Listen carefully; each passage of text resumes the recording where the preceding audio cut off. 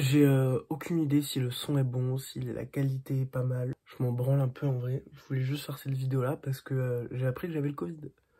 On est le jeudi de décembre 2021 et j'ai attrapé le Covid. En tout cas, j'ai un test PCR qui dit que j'ai le Covid.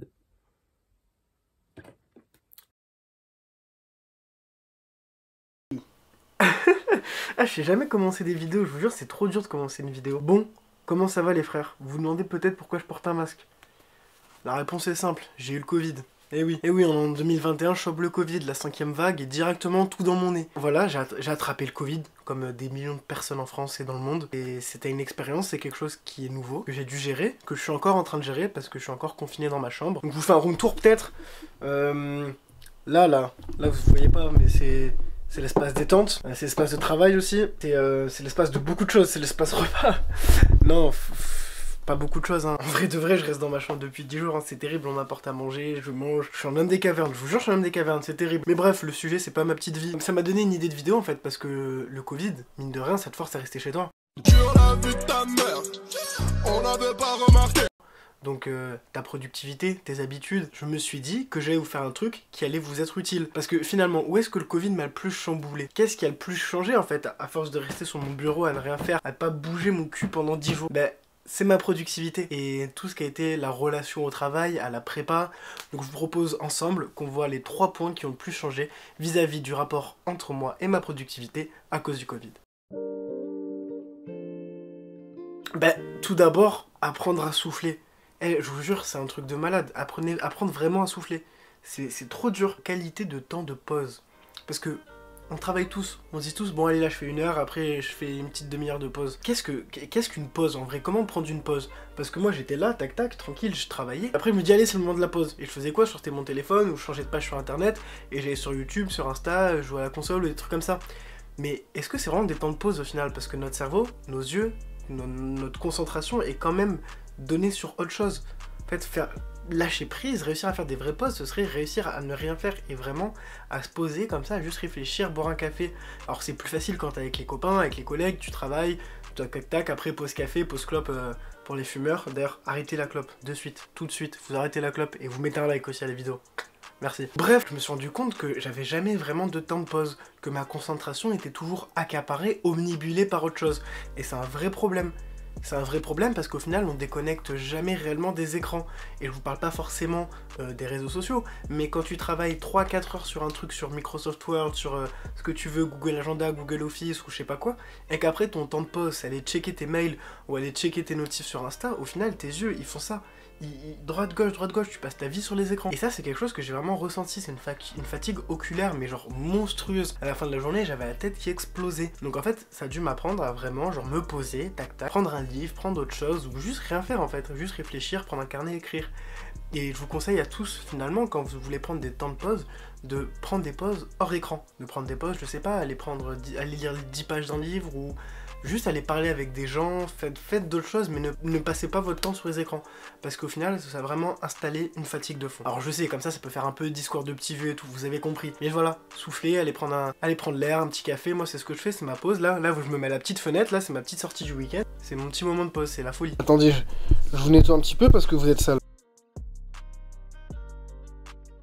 Également, qu'est-ce que ça m'a appris le Covid? Ça m'a appris que seulement quelques jours de procrastination, ça peut défoncer une routine productive. J'étais là, tu sais, je fais ma petite vie, je vais à la prépa, tac tac, je rentre, je bosse, etc. Et là, quand t'es tout le temps chez toi, mais alors j'ai une bonne capacité de concentration, mais rester concentré, ne rien faire, ne pas divaguer, c'est quelque chose qui est trop dur. Et puis même, tu sais, quand t'es malade, je sais pas peut-être si vous ça vous a déjà fait ça, mais tu sais quand t'es absent un peu, et que tu sais que t'es absent et que du coup les gens ils vont rien trop dire si tu travailles pas, tu vois, ben t'as tendance à en faire un peu moins parce que dans tous les cas t'es malade, c'est pas ta faute. Et donc les premiers jours j'étais vraiment séché, moi sur mon travail personnel, parce que j'avais des calls à faire avec des camarades, donc là forcément tu travailles à deux, donc tu vas pas mettre l'autre dans la merde, donc forcément tu bosses. Mais tout ce qui était du ressort, de mon ressort personnel, personnel, au niveau du travail, je me disais trop, mais vas-y, c'est pas grave, j'ai le Covid. Donc, Et c'est là qu'en fait, on se rend compte à quel point notre cerveau est faible. Dès qu'on a une excuse à pas pouvoir travailler, on peut la prendre. Et je m'en suis rendu compte, et c'est fou. Cette nature procrastinatrice. Vous voyez, à la base, concernant la productivité, avant de rentrer en prépa, j'étais pas la personne la plus productive. Et là, en rentrant en prépa, bah, du coup, tu prends le train, tu fais des plannings, tu travailles, tu fais que de travailler, travail. Tu sais, ça devient un élément de ta personnalité, cette sorte d'hyperactivité,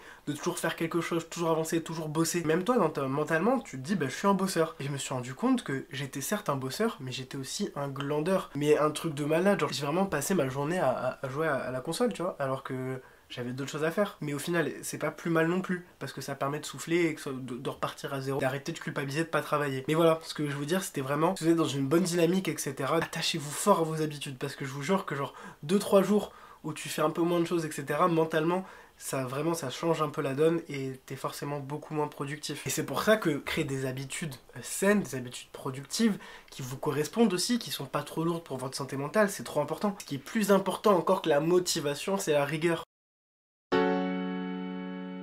Comme je vous le dis à chaque fois, la rigueur c'est vraiment la chose la plus importante. La motivation c'est quelque chose qui s'en va, surtout à cette période. On est en novembre-décembre, c'est vraiment la période du burn-out. D'ailleurs, il y aura peut-être bientôt une vidéo sur ce sujet-là, une belle vidéo. Donc je vous invite à la checker. Si vous regardez cette vidéo et qu'elle est déjà sortie, elle est là. Si vous regardez cette vidéo et qu'elle n'est pas encore sortie, ça arrive, ok? Mais voilà, la motivation c'est pas quelque chose qui est là tout le temps. Il faut accepter des fois qu'elle parte. Manque de motivation, on le comble avec de la rigueur. Et c'est là que c'est super important d'avoir des habitudes, comme je vous l'ai dit, mais aussi d'aimer ses habitudes pour que ça devienne du plaisir et pas seulement une tâche répétitive et désagréable.